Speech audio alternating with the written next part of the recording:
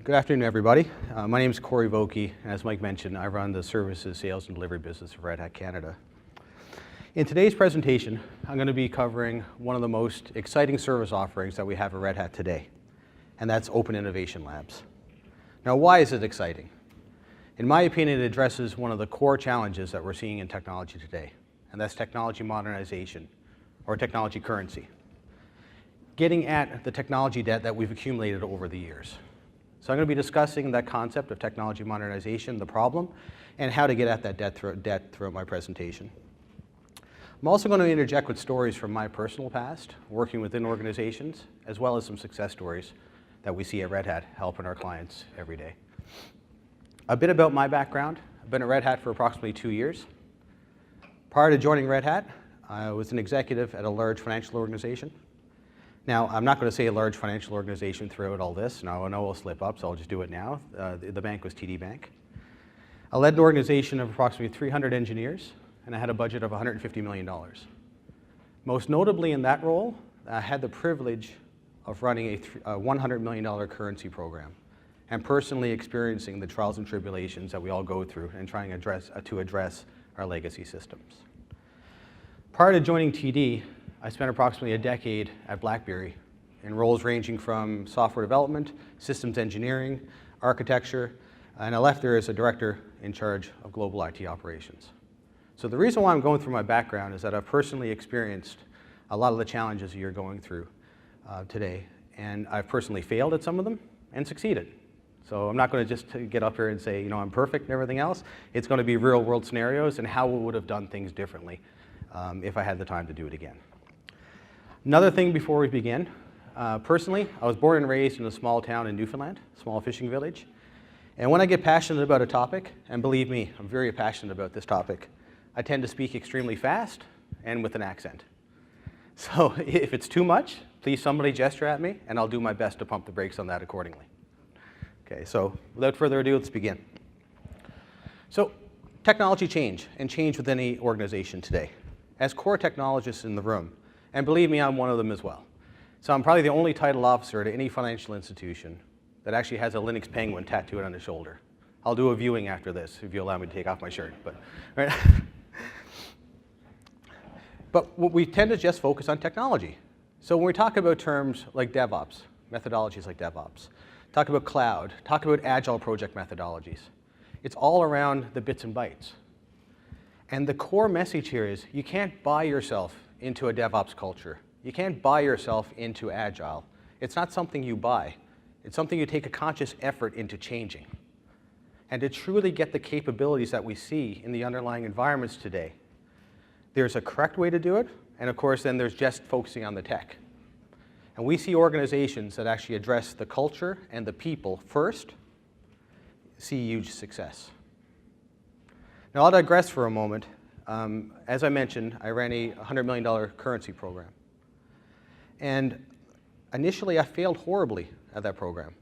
So what I did is I had a budget, a huge one, and I said, okay, I got the first year, we had to do something. So I built a large environment, all whiz-bang, fully automated, looked really good. So lo and behold, I went to put some workloads on it. Nothing would work. Okay, the workloads that were there were so old, they wouldn't run. So what I stated was, okay, this is a huge failure. Okay, so what we had to do is my team and I, we looked at it and analyzed and said, okay, we're going to have to change the way we work. So instead of focusing on the infrastructure up, we said, okay, let's look at the applications and look at the requirements of the applications, where we have to rewrite, where we have to organize ourselves, and adjust accordingly. With that adjustment, and me acknowledging that I failed horribly, we got to actually migrate 15 applications within the first year, which was a huge success. Now, the whole concept of currency is a huge issue that we have today, as I mentioned in technology. So I'm going to digress on that for a moment. How did it come about? Back in 2007 in the economic downturn, something interesting happened. A term called keep the lights on started appearing. Right? So instead of saying, okay, we're going to invest, we have a $10 million budget this year, we're going to get at the technology changes we need to make. Instead of doing that, organizations took their funding and distributed it in other areas of the business, which was probably the right thing to do for a period of time. But for some reason, the easy thing to do is keep the lights on, keep the lights on. Over 10 years, created an environment and compounded the technology debt within an organization that to the point that it's a problem right now that is extremely hard to solve. And I'll put some context around that. If an organization has a budget of $10 million, you fast forward 10 years, your problem is not $100 million. Your problem is more like truly $1 billion problem. Now, why is that? So you look at the dependencies in any system today, and a system is a number of components. How many of you have gone through the Windows 2003 end-of-life fiasco? Show of hands. Okay. So in a large environment, you look to say, no problem. If you're looking at top-down, you say, let's just upgrade to Windows 2012 R2. You start trying to do that, you say, oh, wait a minute. The version of SQL that that application actually relies on doesn't run on 2012 R2. Wait a minute, the servers that we have don't run on Windows 2012 R2. Wait a minute, the WebLogic, WebSphere, JBoss, whichever version is a dependent.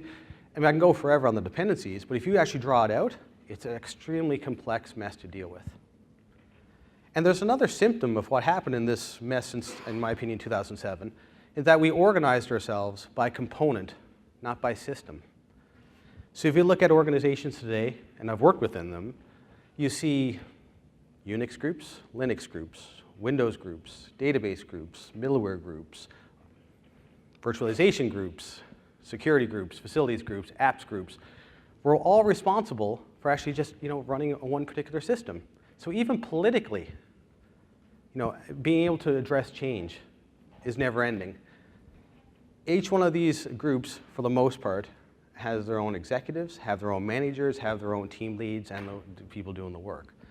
So trying to make one change in one component has a ripple effect across all others.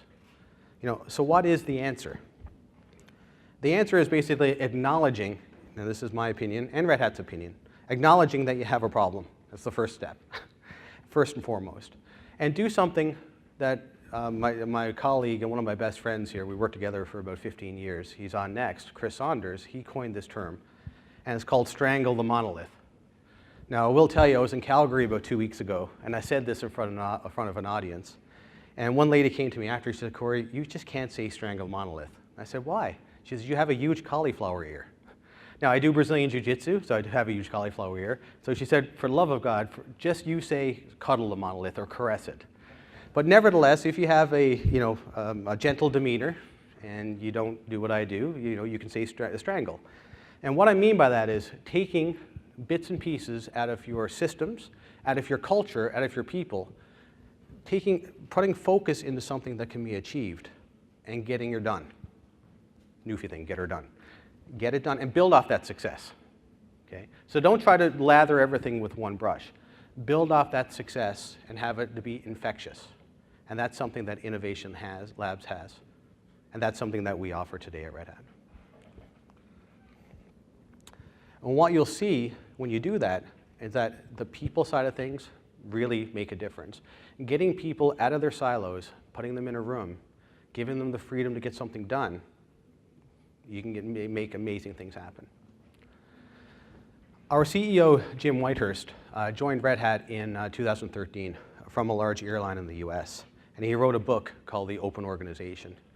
And this is really about his sort of journey and trials and tribulations of coming from a command and control type leadership structure to more of an open leadership structure. Now there's a common theme here, or there's a context here, and that's on the left you see a command and control style, and on the right you see more of a servient or agile leadership approach.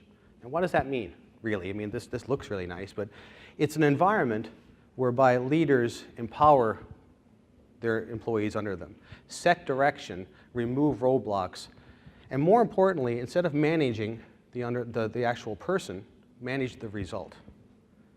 Now, as I mentioned, I spent approximately 10 years at BlackBerry, and I entered there in 2004, and I experienced one of the nicest cultures and best cultures I've ever seen. It was truly a servient leadership style, amazing experience. But an interesting thing happened when we saw this hockey stick growth. What we did is say, okay, you know what, we need to become more enterprise. So we started hiring some command and control leaders. So you can imagine the friction that caused. So we had a business use case that I'll go into. and that was we're growing out of control, and we're lighting up data centers over the world. And what we had to do is we had to lay down our service in an automated fashion, this was the goal, over a weekend. Now, the systems were already in, the network was all plumbed up. The goal was to get our software and start serving subscribers, start on a Friday and end on a Monday. So of course, the new command and control leaders came into the organization and said, okay, this is a great opportunity to make an impact. So they took that use case and tried to solve it. So you can imagine the approach. We're going to spend, oh, I know Billy Bob from so-and-so, from this vendor. I've worked with him 10 years ago. We golf, we drink. We're going to go and solve this problem together. So they purchased a $20 million tool. Built up an organization of 200 people. Okay, 6 months later, didn't get to end the job. So it must be the tool's fault. And I'm not lying, this is a true story. So spent another $20 million on another tool. And lo and behold, I'm not exaggerating here, did it again. So after a year, $60 million in tools gone. An organization of 200, and now at this point close on 300 people built, and still didn't get to end the job. So I had, again, the privilege of running the engineering team that had the majority of services in these data centers.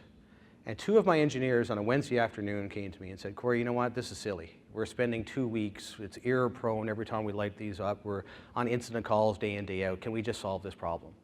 I said, sure, you show us how we can do it, and yeah, we'll put it in. So in an afternoon, and for you technical guys in the room, it was very simple. It was just some PHP and system imager. They ended up getting a system that actually did what we wanted to do and would blow down our system. So lo and behold, the weekend after, we had our first successful automated instance in production, and we were able to lather, rinse, repeat that all over the world. So why am I telling that story? I'm telling it of the power of actually having a servant leadership style approach, the power of focus, and the power of actually allowing your employees and opening up the organization for them to get things done. It's enormous, the effect that that has. And I'm so glad to be at Red Hat today, because that's the environment we have at Red Hat, and we see amazing results similar to that as well. So, and again, open source, it's not just code, it's more culture. There's a couple of things when you look at it, and how many of you guys are involved in a community-driven project that's open source? Right? You're going to see something a lot different. It's very open. People are very honest about their mistakes. The culture itself, there's accountability. And when I said something earlier, I'm not sure if you keyed on it, that in a servant leadership style, you sort of focus more on the result than the person. That is the open source way. And you see that every day. I mean, I will tell you, go walk the aisles of Raleigh into our engineering groups. There's some characters, right? They're not really corporate people. You know, they have some edges. They may rub you the wrong way. But there's a couple of core things that they do have. When they say they're going to do something, they hold themselves accountable to do it. And another thing they are is the best in the business of what they do. So in our leadership style, it's not so much about managing the person and trying to force them into some ideal that the organization has. We open up our environment to ensure that they can get to end the job on what we need to get done. So it's a very interesting environment. So now on to Open Innovation Labs. So why Open Innovation Labs? Back in 2016, our board sort of challenged the Red Hat Services team to come up with a service that addresses some of the core challenges that they see in the environment today in technology. And of course, that's one of technology modernization, but it's also a term called digitization, which is a fancy, fluffy term. It's almost like saying security and cloud. It can mean something different to different people. But the one thing about Red Hat is that they said they didn't want an analysis service. They didn't want to show up with a bunch of Ivy League consultants and at the end of however many weeks do an analysis. They wanted something tangible. They wanted something people can touch and feel and sort of take the approach of, again, cuddling the monolith and taking bits and pieces and succeeding over time and seeing the real value of changing that culture from within and, again, reducing the monolithic applications and the problems that we see. So what is Open Innovation Labs? At a very high level, it's a residency-style program where we peer customer teams of either 3 or 6. Less than 3, it's really not effective. More than 6, you sort of water down the effect you can have, in our opinion. And we peer them in a one-to-one mapping style with a Red Hat expert. And over 2 4-week sprints, we have a goal of creating a minimum viable product of either a legacy application that is modernized, or a net new application. Now, there are a number of pull-throughs and benefits of other than just getting the minimum viable product.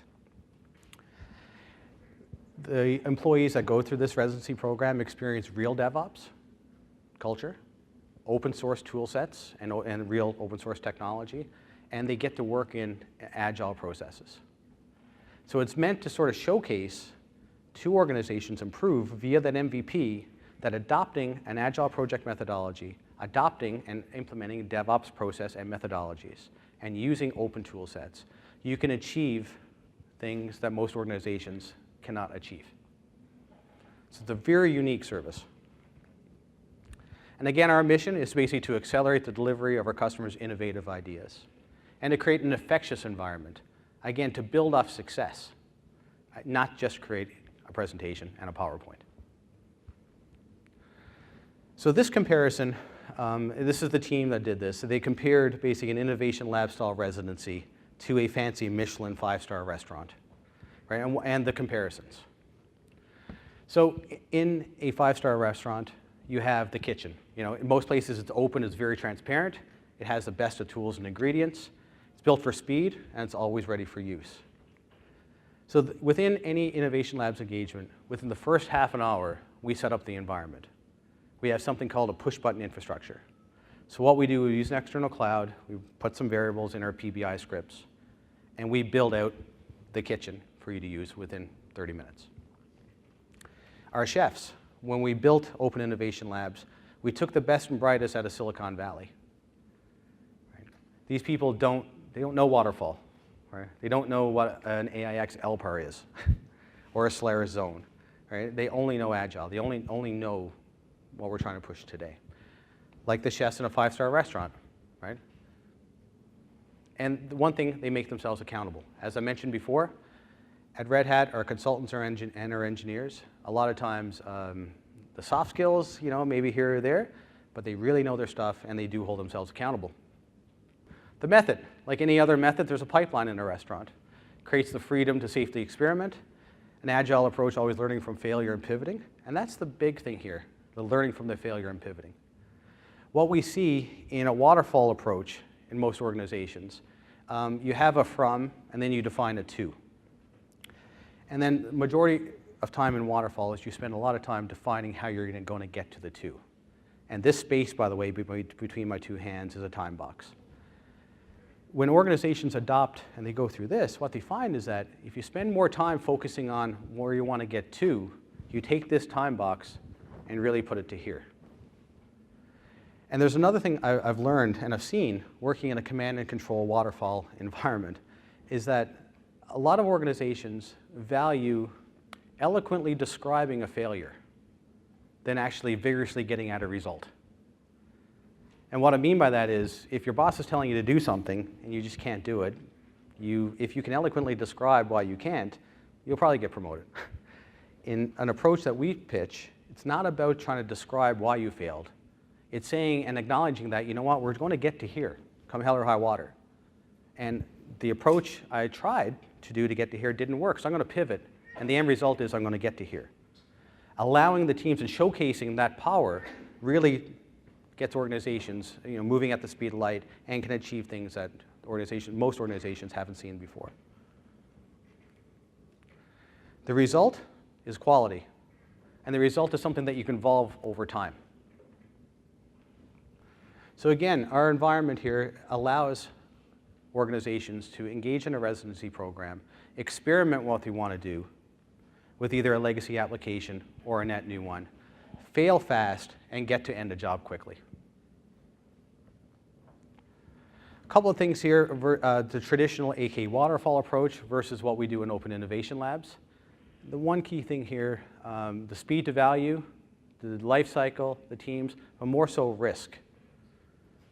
When you look at a waterfall approach, if you need to define everything, the whole time, scope, and money paradigm, whenever you see a change, or you lock yourself up, you say, no, you know, we need to, you know, expand the scope and expand the time.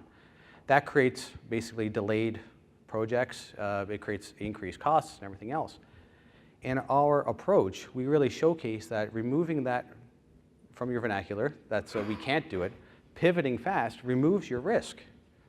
In an environment like this and in a service offering like this, if for whatever reason the agile DevOps open approach doesn't work for your organization, you can say, okay, it's 4 weeks, so 8 weeks that we've invested, and now we get to understand what this is, and it's not for us. We're going to pivot and do something different. The risk is extremely low in this versus trying to adapt agile, trying to adapt DevOps methodologies, cloud, et cetera, not really knowing and trying to go.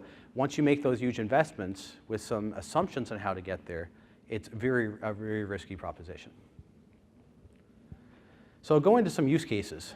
You can use Open Innovation Labs to disrupt what you're doing today. Now this is the easiest use case I could have came to talk about today, right? And that's one of, you have a net new idea, it's hip, it's cool, and you got to get it out quick. I'm sure everyone in this audience can relate to that use case and can understand how it applies. But in my opinion, the most juiciest and the most value from a business perspective is acknowledging that there is a legacy environment. There are sunk costs, there's a sunk culture, there are people, skills that you've built over time, right? And I'll digress here a little bit as well. It's funny, my ex-CTO TD would always say to me, is when I'd present a new solution to him, and say, Cory, if you're going to sort of propose a your mess for less proposition, it doesn't work. And when we're looking at technologies like cloud, if you take a legacy workload, now when I say legacy, that's basically a traditional 3-tier application where you have your web server, your app server, and a database server. You take that as it is and you put it into a cloud, good luck. The real disruption is taking your application, writing your use cases to adhere to the capabilities of cloud, and you'll see success. So again, a your mess for less really never works. And when I left the bank, I actually took a couple of contract roles, and I did something interesting with a healthcare organization. And the CIO, she approached me and said, I really need a plan to get the cloud. So I just got back from an EBC in California, and I'm going to put everything into the cloud. I said, no problem, we can do that. I said, but why don't we start with something small? So let's look at your development environment. She said, okay. Pardon me. And her environment, by the way, was an organization of 30,000 people, and her IT department was 6. I'm like, okay, your organization of 30,000, and you're trying to reduce costs, and you're trying to remove 6 people by going to the cloud. Okay, this is interesting. Well, let's play this out. So I did the financial analysis, and we found out that her development environment, it costed $100,000 a year to run. So I said, no problem. Her name was Nina. I said, Nina, we're going to take this environment, and now we're going to look at the cost of taking your exact environment as it is today and managed as it is today, and we're going to run it in a public cloud. And lo and behold, it costed, I believe, 20–25% more to run what she had today. That's her labor costs, facility costs, all the costs in a cloud. And then I said, okay, she said, well, that's surprising. I just got back from California, and everyone's doing cloud, and why can't I? And I said, well, wait a minute. Let's take a look at if we changed how you work. I said, so from a development environment, your developers come in the morning, say it's 9 o'clock. They use the systems, and they stay stagnant, and they stay running all throughout the weekend and at night. What if we created a system whereby a developer comes in the morning, they press a script, okay? They plumb up their development environment, they load up their tools, they load up their data, they do their work. At the end of the day, they check in the results, and they plumb down the environment, and they lather, rinse, repeat. So let's take that model. And when we took that model, it showed that she actually saw 80% cost savings and actually changing that approach. So I get criticized sometimes because I do work for a product company and we do push cloud. And they say, well, I don't like taking you on sales calls because you're saying that cloud is bad. I'm like, well, no, I'm not saying cloud is bad. All I'm saying is if you change the way you work and acknowledge that you have to change to adhere to this, you'll see success. If you don't do that, good luck. You're not going to, there will be a huge expectation gap when you get to the other side. So that's what this is saying, is transforming what we do today to adhere to the capabilities that we can offer. And also, as I mentioned, the pull-through, taking the road trip, bringing your employees through the journey in a small group that's effective with an end goal. It's a great way to motivate your employees, and it's a great way, again, to infectiously change the culture inside an organization. Now, I will end off in a final use case. We had the privilege of getting one of the largest, or the largest, Open Innovation Labs deal done in Canada. and we just finished the engagement about 3 months ago. And the use case was, it was a large healthcare organization, and they had a use case whereby they wanted to build a mobile application to view patient results from a clinician point of view as well as a patient point of view. They tried to do this using their old approach, so the waterfall methodology on their older systems. Or I should say legacy systems. They may not be old, but legacy systems. They tried for 2 years and couldn't get to end a job. So they formulated a team of 6 people. They've engaged us, and they took the leap of faith of going through an open innovation lab residency. So when we started the residency, we had 12 use cases for this system that had to be complete. Within the first 2 weeks of engaging, we had 3 of the use cases complete. At the end of the 8 weeks in residency, so that's 2 4-week sprints, we achieved all 12 use cases. One of the biggest effects, though, was culturally and from the employees. So working with them every day, you really got to see how they transformed.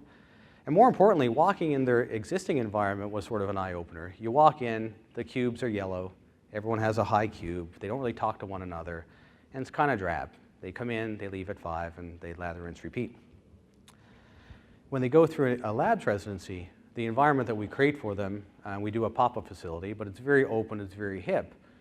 But seeing the transformation that they've undergone of actually just getting together and working as a group, breaking down the silos, and not having to ask for permission to try something and have it fail, and then try something else and have it fail. And it was so impactful, one of the employees, she wrote a letter to her CTO, which he shared to us, and stated that if it wasn't for this residency and her organization putting the faith in her to go through this and showcasing their commitment to sort of change, that she would have left the environment. Right? She would have self-selected herself out of the organization and done something different. Right? So this is an amazing service to sort of bring change, again, from within. Right? So the whole approach on Red Hat, and I'll still just sum up here, is to, again, not boil the ocean. I don't mean to say executive speak, but not boil the ocean, strangle a monolith, address the culture inside out by taking small focused teams, small focused workloads, and growing on success. And one thing, guys, before I close off, I think I have a minute here, so I'm going to digress in something a little deep. I wasn't sure I'm going to say this, but I will. When you're looking at organizations to assist you through change, it's hard finding truth today. And what I mean by that is if you see somebody in skinny jeans, high tops, and a man bun that looks like it's from Silicon Valley, that may not be the case.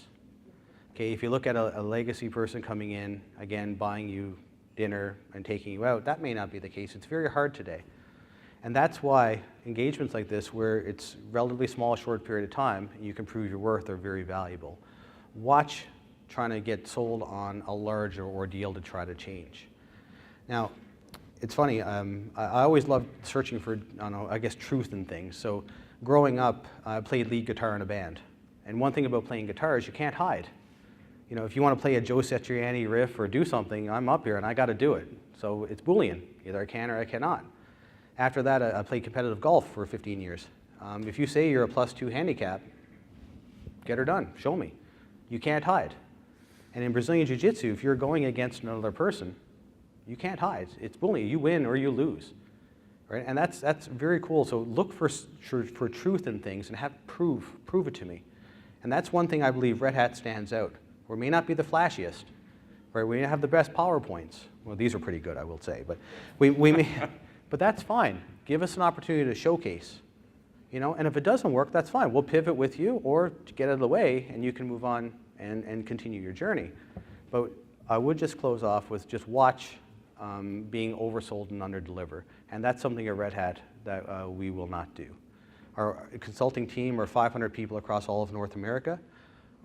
We do not do a bum-in-a-seat business model. Our whole goal is to get in, showcase, coach, and mentor, like these engagements and everything we do. And the biggest thing is get out and have you self-sufficient.